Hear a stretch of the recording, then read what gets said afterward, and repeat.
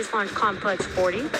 And today marks the 7th flight for this particular booster. Our drone ship, just read the instructions, will be supporting recovery of the first stage. Hey everybody. Starlink launch coming up. I just thought I'd go live here before it started. I'm streaming live, so I don't know who's all in here or not. So Falcon 9 is in startup.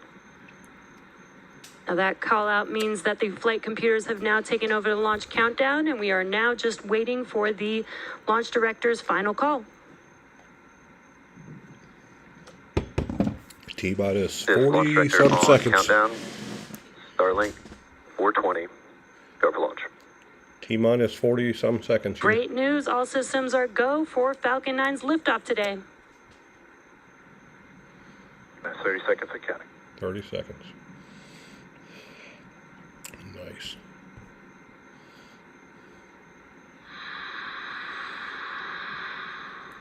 I know these are common, so common these days, but it's so awesome to watch each one.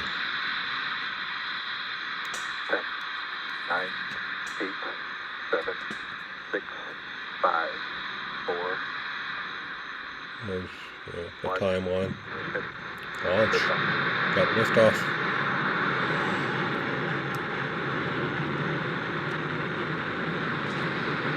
Another beautiful launch. Nighttime launch. Stage 1 propulsion is nominal. I mean, that camera, I don't know how far that is away, a mile or two, and it's still shaking. That just shows the extreme power of the Falcon 9.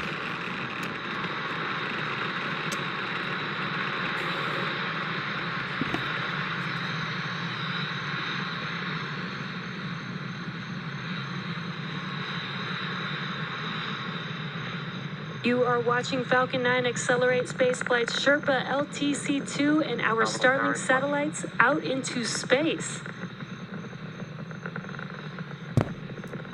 I don't even know if I'm streaming properly. Trying to pull it up on my iPhone, but I don't see it. But we'll see. We'll see. Falcon 9 is supersonic. And great call out so far. Supersonic means that the vehicle is traveling faster live. than the speed of sound. Okay. Max Q. And we have now passed through max Q, or the maximum dynamic pressure that the vehicle will see on ascent. And great call out so far. It's already like means that the vehicle is traveling not faster far than away. the speed of sound. It's already up to over 20 kilometers. That's about And we're just about a minute away 12 miles. from several events happening back to back. That is Well main over the engine speed cutoff of from sound. MECO, stage separation, and SES-1 or second Back stage. engine chill has started. Second stage engine start 1, and that will be followed shortly by the fairing deploy.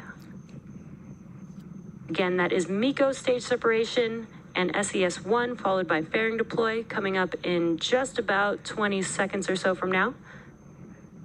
MECO is where all 9 of the M1D engines that you're seeing on your screen shut down in preparation for stage separation. Once the vehicles separate, the first stage will make its way to attempt to land on Just Read the Instructions tonight, as the second stage continues on its journey with SES-1 igniting the second stage engine. I love this stuff. So MECO's coming right about now. Main engine cut off. Stage separation confirmed.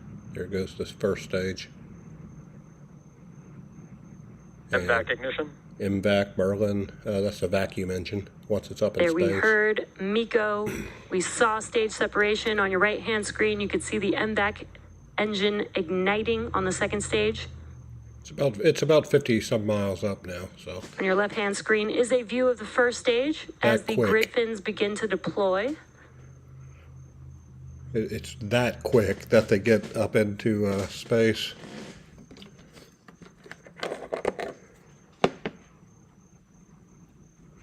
Here's fairing separation. So they're releasing those fairings I talked about the other night. And there you can see on your right-hand screen that the fairing has deployed. Today marks the 4th flight for one fairing half and the 5th flight for the other fairing half. And we will attempt to recover the fairing halves again to reuse them on a future launch. So they're over 70 miles up now, going about vehicles are following nominal trajectories. 70. Well, it's And always great callouts. Both first and 89,000 second stage kilometers are per following second, or nominal per trajectories. hour. 9,200 kilometers per hour. So that's pretty fast. It's about 5,000 something miles per hour. I mean, yeah.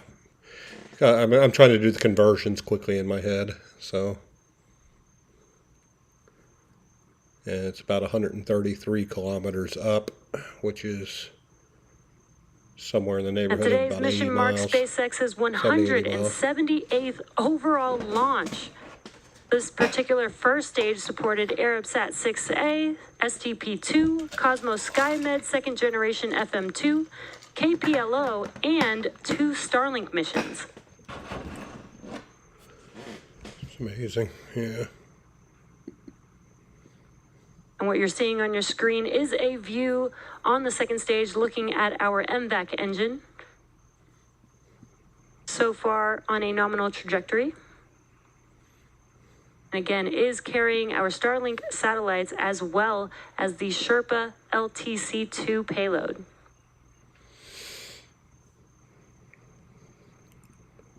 Must be, Sherpa. It must be an Indian satellite or a Middle Eastern, or not Middle Eastern, Asian, Southeast Asian satellite. As a reminder, Starlink is a satellite internet constellation designed and manufactured by... vehicles continue to follow nominal trajectories. Designed and manufactured by SpaceX to provide high-speed, low-latency internet to people living in remote and rural locations around the globe. I did not get And we're just under a minute from now from the entry burn beginning on the first stage. Now, the first stage is making its way back down to Earth, and it requires a couple burns in order to do so. The first will be, or the next will be, the entry burn, and that's where 3 of the 9 M1D engines reignite. That burn will last about 20 seconds long. And then about a minute or so afterwards will be the final burn, which is the landing burn. That's a single engine burn on that first stage. Yes, like I said, I didn't get up to date on this mission, so I don't know exactly what it is. I guess a Starlink and a Sherpa mission, probably from India, somewhere over there. And there's the Stage 1 entry burn startup. Stage 1 entry burn. That's where they're slowing down the first stage. There on your left-hand screen, you could see those engines reigniting, lighting up the screen so we can see the first stage as it makes its way back down to Earth. And this burn will last about 20 seconds long. You can see how fast it's slowing down. And it helps to slow the vehicle as it enters back into the Earth's atmosphere. Entry burn shut down. And as those engines shut down, that concludes the entry burn. And then you can see just how fast the MVAC, the Merlin vacuum engine, is getting it up to. There's over almost, well, I guess it's almost 17,000 kilometers per hour now. We are just about... continue to follow nominal trajectories. Great call-outs there. We're just about a minute away from the landing burn beginning on the first stage. Again, we are attempting to land on our drone ship. Just read the instructions tonight. For all you non-space people, nominal means good. Nominal, means good. Good burn, good trajectory, good whatever. So...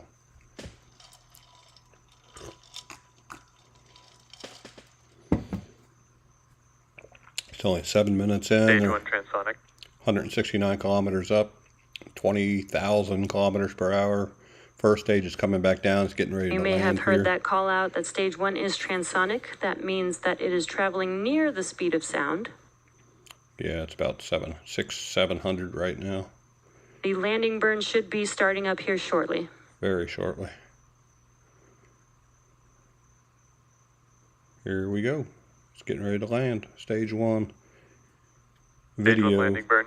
Video sometimes gets flaky on there. There you can see on your screen the landing burn has begun for Falcon 9. Phase, or stage 1. There you go. Landing. There's the ship coming up. Landing there leg we go. deployed. Landing legs. Good video tonight. Yeah, that's awesome. Didn't cut out. And Stage 1 landing really confirmed. awesome views Did of the not first cut stage out. landing. This marks the 140th overall landing of an orbital class rocket and the 40th launch and landing of 2022. That was probably one of the best ones I've seen. It did not cut out during the landing. Usually there's like a little bit of a communications disruption. MVAC shut down. Here goes MVAC. They're shutting down. It's up to the full speed, about 230 some kilometers That call per out for hour. MVAC shutdown, or SECO 1. That is second engine cutoff 1. Just waiting Nominal for... orbit insertion. Nominal orbit. There we go. That's exactly what we were waiting for. Good orbit. Confirmation of good orbit. Now, as a reminder, in addition to God, I our feel like I'm a 51 step ahead of Starlinks her. on board, we have a passenger on board as well, Sherpa LTC-2 for our customer spaceflight. The second stage will start and shut down one more time around T plus 45 minutes before we deploy the rideshare payload. Now, until then, we're going to enter a coast phase. So sit back and enjoy the views and space jams. So there we go. I turned down the music here a little bit.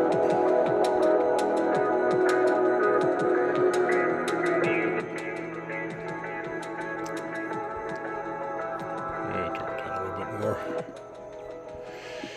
So yeah, just another SpaceX launch. I know I'm a bit of a fanboy of SpaceX. I mean, I love SpaceX. I love what they're doing with Starlink, you know, providing the satellite internet to pretty much the whole world. Well, you know, except the sanctioned countries, you know, of course. You know, sorry to my friends in Russia.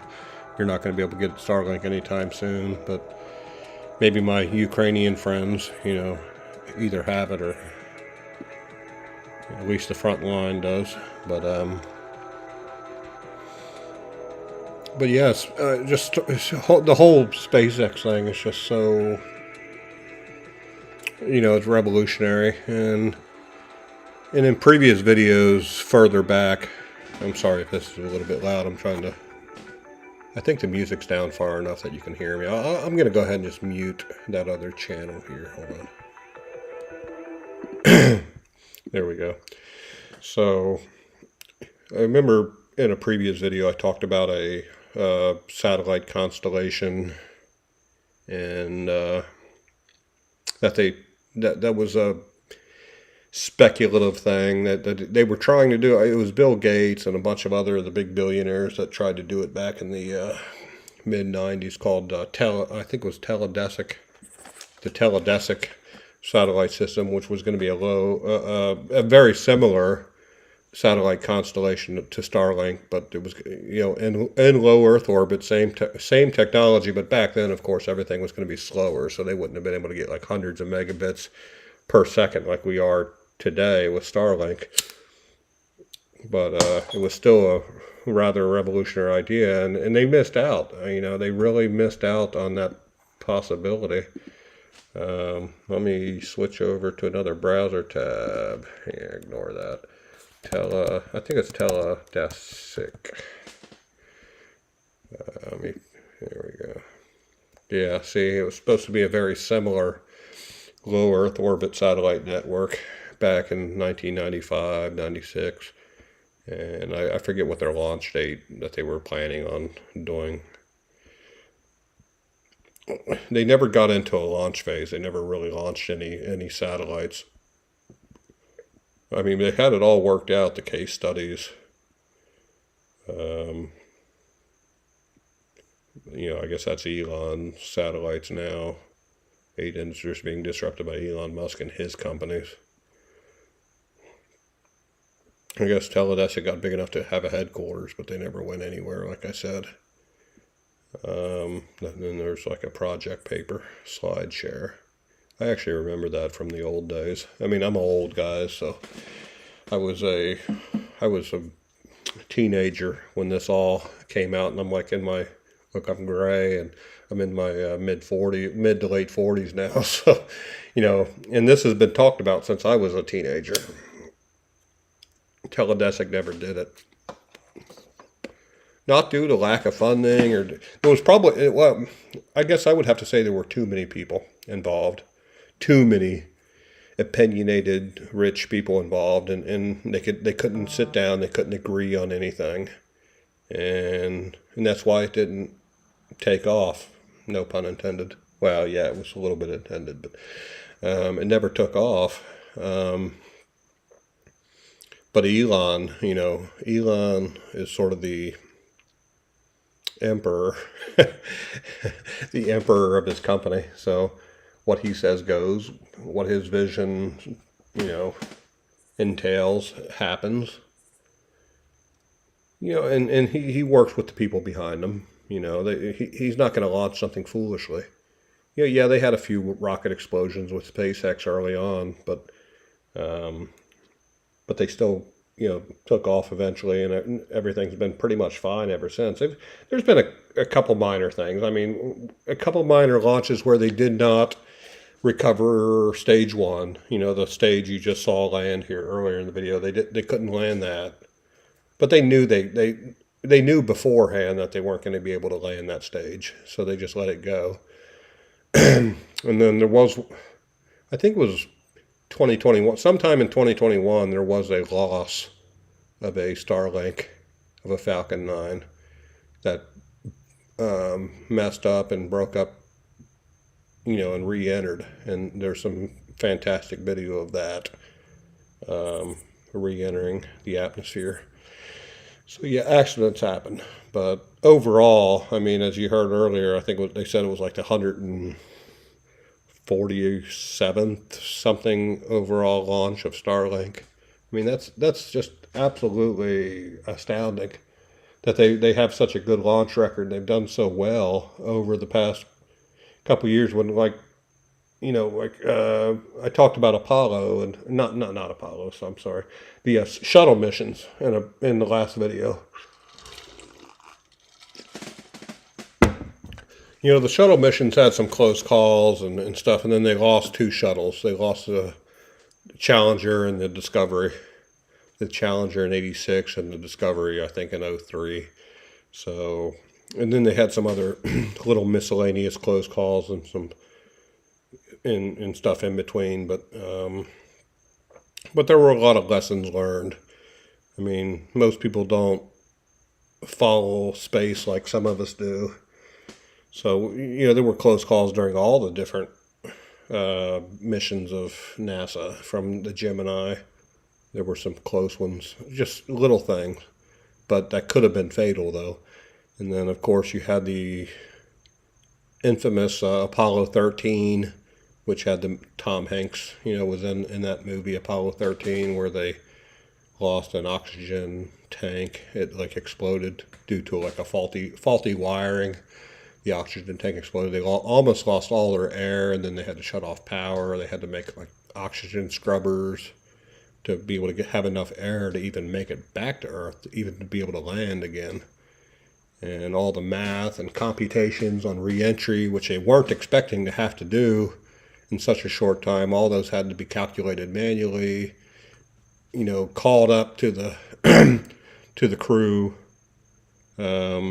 Over the course of hours, they had to copy down all these calculations, these re-entry calculations and stuff, and to be able to even re-enter the atmosphere. Because when you re-enter Earth's atmosphere, if you're at too low or too steep of an angle, the capsule's going to hit and it's just going to explode. It's going to hit too much.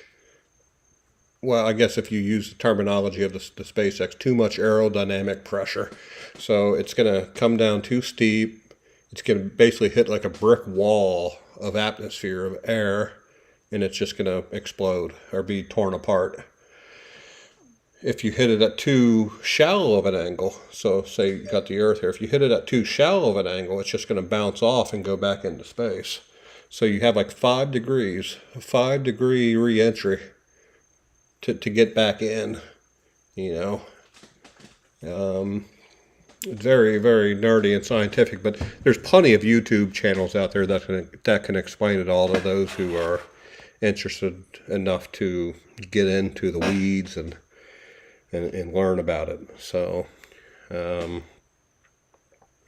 Yeah, I know I'm live streaming. I normally don't do this, but I was just literally sitting out here in my garage watching some other videos, and I popped onto my YouTube and saw that like a Starlink was going up here in like 5 minutes, and I went and grabbed my laptop, and which I'm on now, and opened up OBS and set up a stream here. So again, I have no idea what quality it is or if it's even working properly. I am watching it here on my phone, just, so I know I'm streaming properly, I guess, but nobody's watching, just me.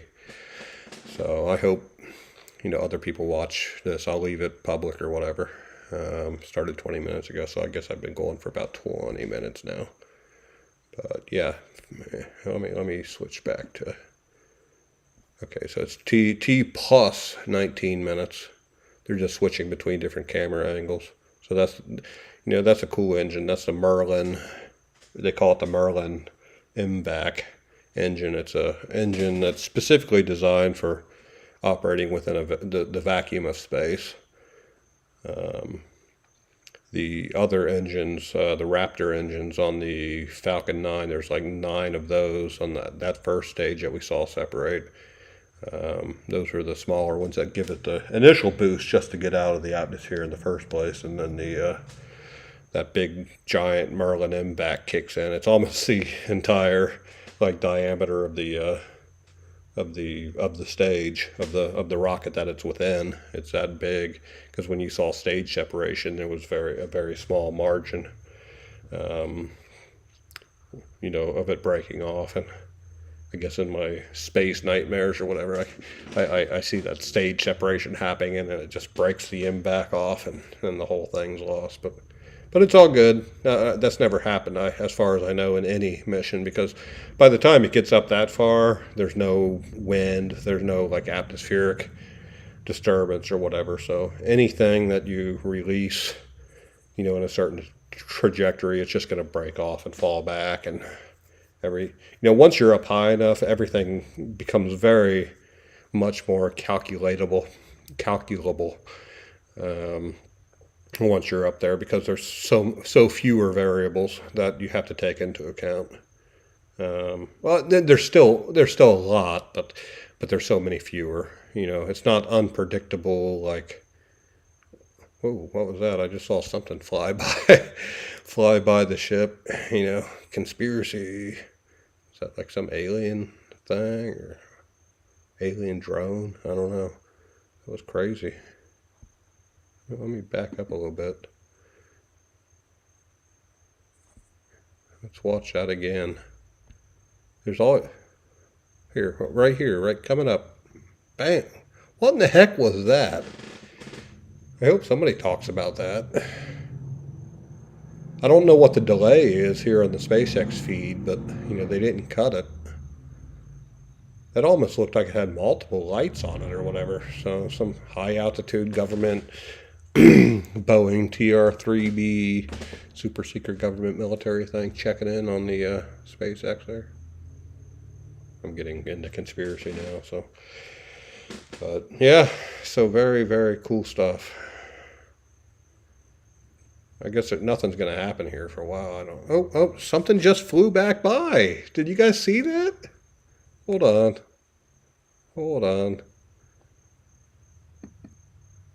Watch that again. What in the heck is that? You all saw that. This is a live feed I'm playing here.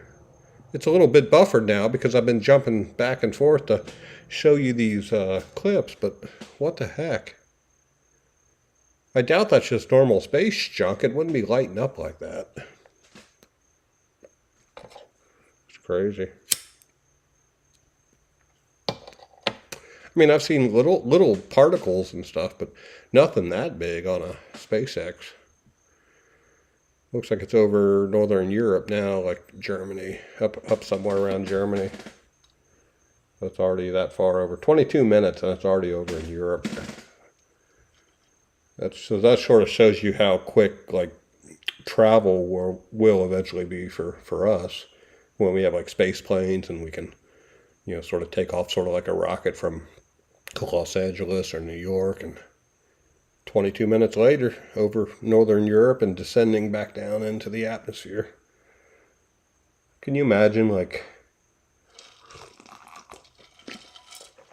big, rich, and privileged enough to be able to leave, like, well, let's say Florida. Okay, so that's where it took off from. Being able to leave Florida, and then within, 23 minutes being over Europe, you can land, grab an Uber, and have dinner, and then take another rocket like this, take back off from Europe. Now, you might, due to spatial dynamics, you might have to go back around the other side. So it might take you an hour and a half if you go back around the eastern way to get back to the United States. But being able to land, so if you left at, 5, you're in Europe and getting your Uber, you're at a restaurant in Europe by 5:45. Have a 2.5, 3 hour dinner. So you leave about 8:30 European time, hop back on a rocket, take off. And even if you have to go back around the long way, if you're looking at here, even if you have to go back around the long way, hour and a half, you're back over the United States again. And if they had re-entry burn for like an upper stage, then you can just, if it was like a starship, for example, where there could be like 100 different passengers on board, and you could land back in Florida, grab another Uber, go back home. You could be home by like 11:30. So you left at 5 and you're home by 11:30 for having dinner in Europe. Yeah, so that's what's coming down the road. Mark my words. Mark my words. September 4th, 2022, and I'm calling out that that's going to be possible probably within the next 10 or 15 years at the most. Of course, SpaceX is going to continue launching Starlink and the Starship to the moon, to Mars. But there will be probably, I want to say in probably the next 7 or 8 years, there'll probably be a commercial division of SpaceX that breaks off for the uber wealthy.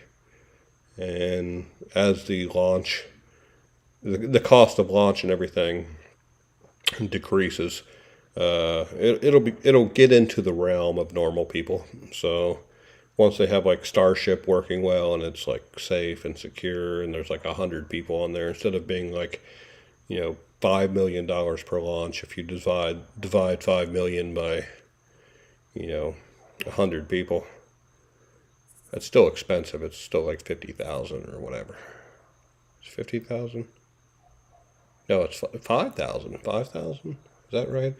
And then if you get that down low enough and everything, I mean, yeah, it's expensive for the average folk, but but 5,000, that's not uber wealthy anymore. Uber wealthy is still like 5 million or 500,000 or 50,000.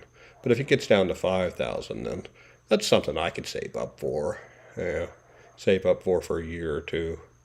Get like 10 grand and take like a chick out for a really nice date, taking off from Florida, landing in Europe, and then coming back. I don't know. Maybe if it's round trip, if it's 5 grand round trip, I'll be happy. So, but that's still probably a ways off. Quite a ways off. So, yep. So now it looks like it's over the, is that the Black Sea? Caspian, Black Sea? Let me check here. Let me pull up another browser. Maps, Google. Zoom out. Oh, I just showed you just basically where I lived. I guess if you pause it, you'll know right where I live. I don't care. Come over and visit, have a beer. So that's the Black Sea. So it's right around over the Black Sea right now. Yeah, the western part of the Black Sea, right over. It's coming over Istanbul as we speak. Yeah, it's just a little bit off the coast. Yeah, right, almost directly over Istanbul. So if they look straight up, and I don't know if the sun's coming up there or not. Let me zoom out here. to where they don't have the sun on this. But it's 10:38 here. It's about 7 hours ahead. So yeah, sun's probably getting ready to come up. So people on, as it crosses over Turkey down into Syria early in the morning, they might see like an object quickly moving. Well, I guess it'd be coming this way. Sorry. This is like mirrored or whatever, so it'll be coming here and then down across. I don't know, guys, sorry. My camera, so it'll be over here and then it'll come down.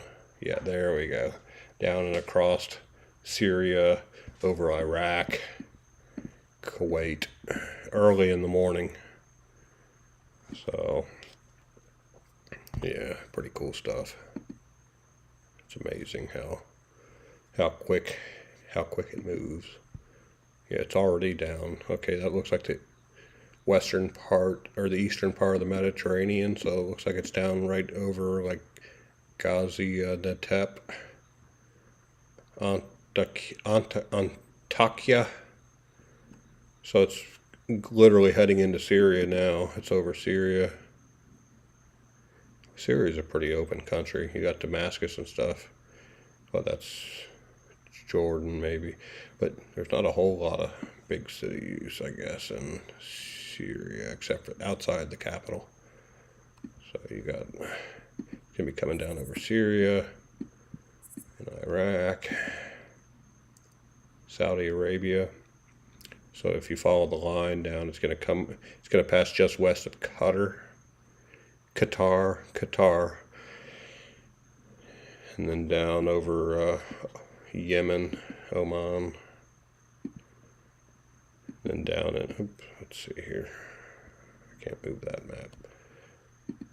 Yeah, so it's going to come down over Oman, yeah, like I said, Oman and Yemen, over Socotra, then down, and there's not much down there now. I mean, yeah, it'll be pretty much over the ocean until it hits Antarctica.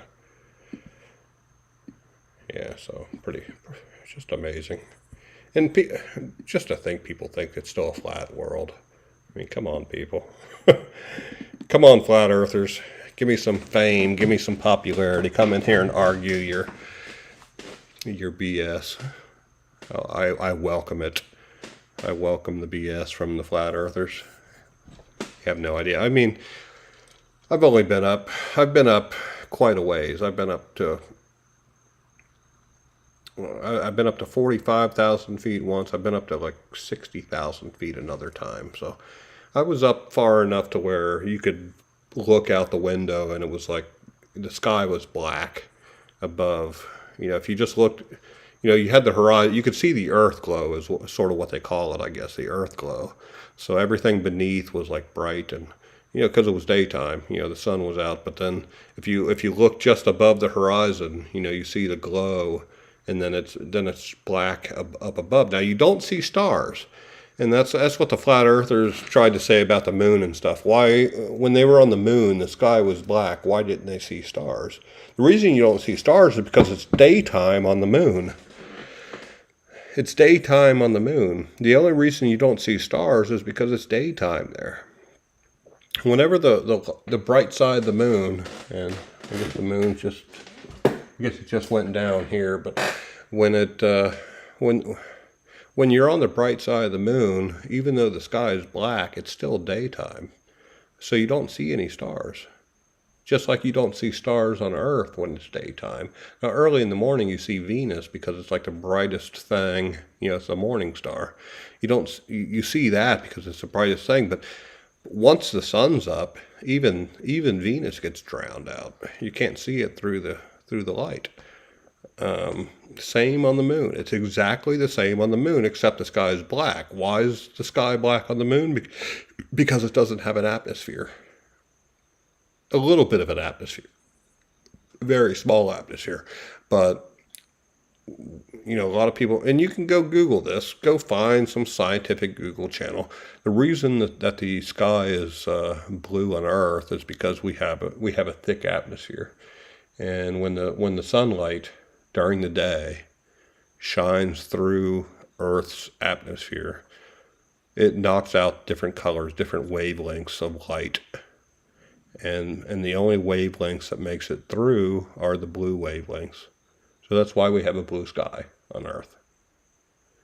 And the moon, like I said, has a very thin atmosphere.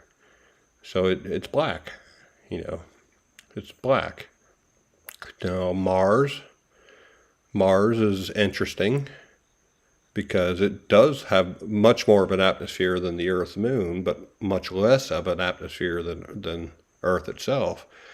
But sometimes when conditions are right, well, you've always seen like pictures from Mars where it's like a red sky, and that's mostly true and stuff. But I've heard, well, not only heard, I actually I watched a NASA symposium where they had a picture of Mars up on the screen before the symposium started. It was just it was background photographs that I saw, but they actually showed a day on Mars where I guess it was probably one of the rovers, or yeah, it was definitely one of the rovers, where they took a picture of the sky on Mars on a nice, clear, beautiful day, and it was blue. So I think even blue skies sometimes happen on Mars. It just depends on whether there's dust storms or whatever the conditions are that day. So again, I'm getting really into the weeds now. I'm just rambling. Let's go back to the Starlink and see what they're doing. Okay, they're over Saudi Arabia now. Let's go down and see where they are. Saudi Arabia, where are you? There we go. So yeah, it's right down over. It's just past Riyadh, I think. Yeah, it's past Riyadh, somewhere down around here. Just sort of southwest of the United Arab Emirates, getting ready to cross the border of Oman and Yemen, Salaya, and then the little island of Socotra. I don't know if that's Africa. Yeah, I guess that's sort of Africa, probably Somalia. I think there was a YouTuber that I followed that spent part of the early pandemic on Socotra. So I wanted to say she said that was Yemen, but let's see here. Yeah, it has Arab names, not African, or I'm sorry, Arab like place names. Yeah, it's Yemen. So Socotra is Yemen. Interesting. Okay, that was Eva Zubek, very good YouTuber. She's in America. I guess she just left America. I think she's up in Canada now, heading up to Alaska with her dog. So, great YouTuber. So, I don't know what much more to say. Okay, it's over the okay, probably yeah. So it's east of Socotra. I guess that's Socotra there. And then it's just over east of that, so I'm a little bit off on my Google Maps. So yeah, I guess probably for the next couple hours it's going to be over the, the Arabian Sea. Again, place names and stuff. We might call it one thing here, but they call it another thing. Yeah, Arabian Sea, and then the Indian Ocean. And as it gets down, what's that little island? Yeah, French Southern and Antarctic lands. A lot of these islands are fascinating to follow. I mean, that was probably a whole subcontinent. I'm getting into so many topics here, but that before the last ice age, when the ocean levels were lower, this whole section here, is my mouse on the screen? Probably, I don't know. Well, you can see it on the screen, but around these islands, this was probably, you can see how shallow the ocean is around these areas, these islands. When sea level came up about 12,000 some years ago.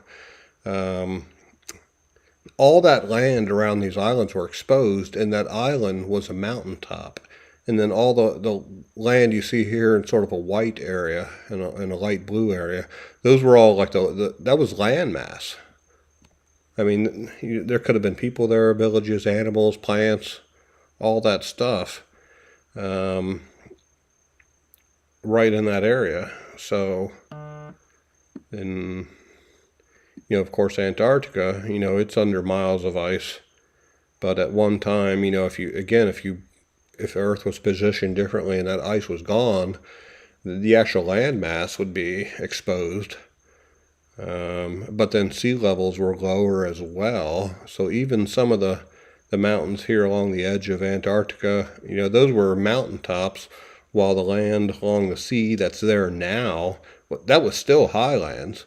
But then there were, even along Antarctica here, you see little juts of land jutting out. Those were above water at one point, probably in the past, 11, 12,000 years ago. All this, I mean, there's like a whole bay here. What bay is that? Does it say? No, let's see here. No, but there's a whole big bay, and all that land is shallow. That's shallow ocean water all around this point. Coming up to the southern tip of South America, Tierra del Fuego, and all of these light areas were all exposed to air. They were part of the land mass. 11, 12, 13, 14,000 years ago, and before that. There's been so many ice ages, cycles up and down, so. But I'm not going to dig too deep into that. I don't know the specifics enough to really be an expert, but what I'm saying here is true. Any of these very light areas were at some time exposed. And then I watched some videos about the Azores and how it could have been like a spot of Atlantis, because it's like right outside the Straits of Gibraltar here, which is sort of where Plato and Solon said that the Atlantis was. But then there's like other islands out here that people just don't even think about. Okay, so that's the Azores. It's a little bit further out than I remember, but so you got the Azores, these aren't islands now right here, but they probably were at some point. Again, like I said, before the last ice age. And then you got Bermuda, and the Bermuda that we know now, that was like a mountaintop at some point. Because like you said, you got this land around it, and somewhere between, around Bermuda, somebody found like a pyramid underwater out here and, off the coast. And so at some time it was exposed and there was human activity in these, former lowlands that are now underwater. And then Bermuda, that connects down into the Bahamas, which is all very shallow. I mean, the entire east coast, I think, of America here. Let me zoom out again. Knock out my browser here. Look all the way around North America. All that water is shallow, relatively shallow water. All the way around St. John's and Nova Scotia and Prince Edward's Island, all the way down the east coast of America, South Carolina. Now, right off the coast, that's very shallow water. And then it drops down a little bit, and then there's even, there's still other shallow water. And then you get down around like West Palm Beach, and then you got the Bimini, what they call the Bimini Road. Bimini's just like right off the coast of Florida. I mean, you can literally take like a jet ski over to Bimini Island. A friend of my brother's used to have like a apartment out there or whatever. I mean, you could literally take like a jet ski from Florida over to Bimini Island in the Bahamas. So you got all that. It's all shallow. There's so much stuff down there, from previous. And then all around, you go to the west side of Florida. So all around Florida, the Panhandle, Alabama, Mississippi, Louisiana, Houston, Texas, all of that, it's all shallow, all the way around to Yucatan. It thins out a little bit here, but then it picks up around Honduras. From Honduras, crossing Jamaica, all the way over to Haiti. It's all shallow ocean water. That was probably at some point in the relatively near past above water. It was land, people, villages, animals, flora and fauna, and all that cool stuff. So I'm going to jump out of here. I don't even know how long I've been going here. Let me look at my phone. 44 minutes ago, so I'll leave it at that. Fascinating. Okay, we started with the rocket launch, and now we're talking about ancient civilizations in the Caribbean. So do your own research. There's let me see if I can remember a couple good people. Well, I'll switch to another browser here. Okay, well, there goes the Merlin again. They said about T plus 45 they'd be firing again. So it's doing something. Maybe some correction burns. It didn't look like a main engine thing. It looked like it was some of the nitrogen correction. Yeah, you see the little thruster above there. It's doing some corrections. No, they're not talking, so. Yeah, minor correction. I've never really watched this far into the videos, but so let me go to my YouTube here. I'm going to cut the Starlink. I'm done with that for now, but there's a really cool British chick. Let me see, what's her name? Well, you got Randall Carlson. So you got Randall Carlson. He talks a lot about stuff. I'm surprised I'm not subscribed to him. Let me verify it's me. Yeah, I'm not going to show my password, but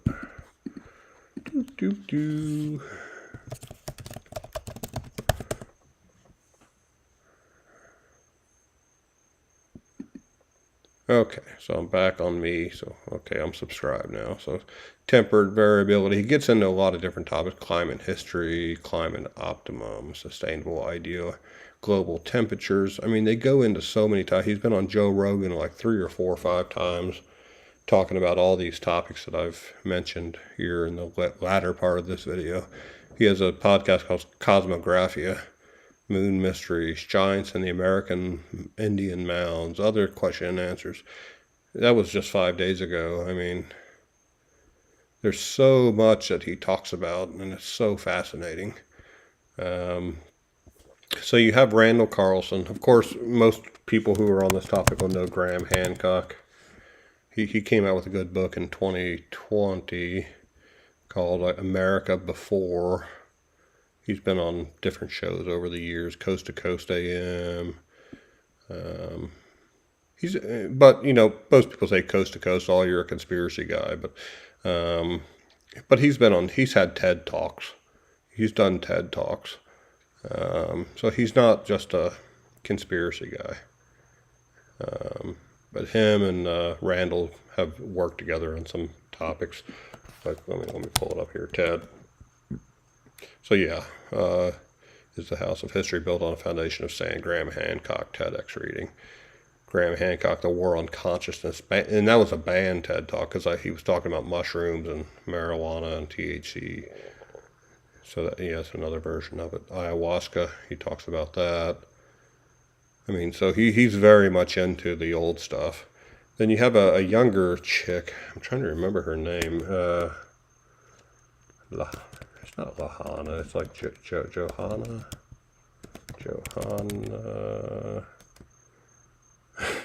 Randall's done some stuff. Let me type in Randall, and then start with a J. Joe. Hold on. Johanna. Yeah, is that it? Johanna James. That's her name. So she's like a young, cool, hip. She has a channel called Funny Old World that she really, yeah, Johanna James. I've definitely subscribed to her. She's only about 151,000, but she shouldn't be much higher. But she gets into biblical stuff, the Yonaguni, the Japanese Atlantis, as they call it, Moses, Akhenaten Link, Stonehenge, alternative timelines of ancient history. Then she has like her top smoking guns for ancient stuff. And out of everything, what she does is amazing. As young as she is, I think she's only in her early 20s. As amazing as she is as a person, as a researcher on this topic, she said something in a podcast, and she might have got it from somebody else, I don't know, but she said if you go back in history, the biggest and most spectacular things that we ever found on Earth were the ones that were the oldest. They were the oldest things on Earth. Those were the most big, the most accurate, the most precise, the most amazing things are the oldest things on Earth. And then as they got closer to us, like the Egyptians and the Sumerians and the, just all the different cultures that led up to where we are today, as they went on, they went from being big, spectacular, amazing things, and they got more and more primitive. And then now, like what we build here on Earth today is like nothing. All the objects we're finding, they're like 5, 6, 7, 8,000, 10,000, 12,000 years old, and they're still there. And then, like one of our buildings today, one of our biggest things, like a skyscraper or some amazing thing that we build with modern technology, if the world was to fall and it wasn't taken care of anymore, it would be gone in 100 years. Completely gone. Because we don't build the same way they do back then. We didn't build megalithic stone monuments and buildings and everything. And even though, a lot of people say, well, megalithic stone monument, but that's primitive. Well, how in the hell did they lift 1,000-ton or 1,000-plus ton stone blocks? And how did they build it with laser precision between the blocks and everything? They had technology. They knew what they were doing. They knew what they were building was going to last for a long time. They did it for a reason. So I'm just going to leave this whole thing at that. Like I said, I've been going for about an hour now, or close to an hour, so with no cuts, no nothing. So this might be completely incoherent. And yeah, I've had a few drinks and stuff, but